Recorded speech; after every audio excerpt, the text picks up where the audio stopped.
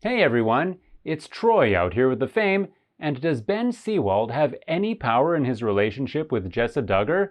We probably don't need to tell you that Duggar marriages aren't like any other. They differ in many ways, not the least of which is that men tend to wield all of the power, and we mean all of it. The imbalance in Duggar relationships is similar to what one might see in the 1950s or earlier, but it is extremely rare in the 21st century, even among members of other evangelical sects. The Duggars, on the other hand, are proud of their oppressively patriarchal society, and in the majority of the family's marriages, the man is completely in charge. Of course, every rule has an exception.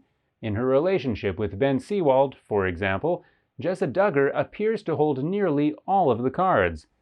This unusual, some would say refreshingly unusual, dynamic is a popular topic of discussion on Reddit's Duggar-related subs, with many commenters pointing out that Jessa appears to have been in control from the start. They cite a scene from 19 Kids and Counting in which Ben sheepishly asked Jim Bob Duggar for permission to court Jessa. "I was wondering if we could make it official, if I could ask her to formalize our courtship," Ben inquired. This type of conversation probably precedes every Duggar courtship, but Ben's apparent nervousness and uncertainty bothered Jim Bob. Ben asked Jessa if she would go a-courting with him after obtaining Jim Bob's permission, and she eagerly accepted his offer. "We've been praying and talking for quite some time. I was just wondering if you wanted to make it official and start courting me," Seewald inquired.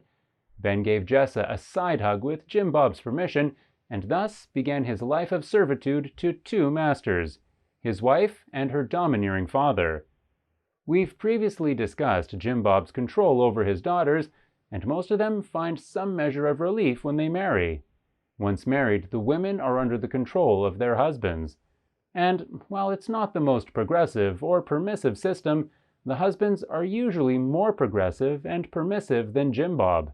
Jessa, on the other hand, may be the closest thing this family has to a true feminist icon, having chosen the true path to freedom by marrying a man who appears to have no desire to control her. Now, of course, Jessa could remain single like her sister Jana, but it would be difficult for her to escape Jim Bob's control in a culture where she isn't even allowed to work. In terms of employment, Ben is a stay-at-home dad, and both he and Jessa appear to be content with that arrangement. She earns the majority of her money through sponsored content deals, and despite their rapid reproduction, Jessa and Ben appear to be financially secure. There has been much discussion about how much Jim Bob feels threatened by the sight of Jill drinking alcohol or Ginger wearing shorts, but, ironically, it is the daughter who has maintained a close relationship with her father who poses the greatest threat to his reign. Because when the younger Duggar daughters see Jessa and realize they don't have to spend their entire lives under the control of a man, Jim Bob's career is over.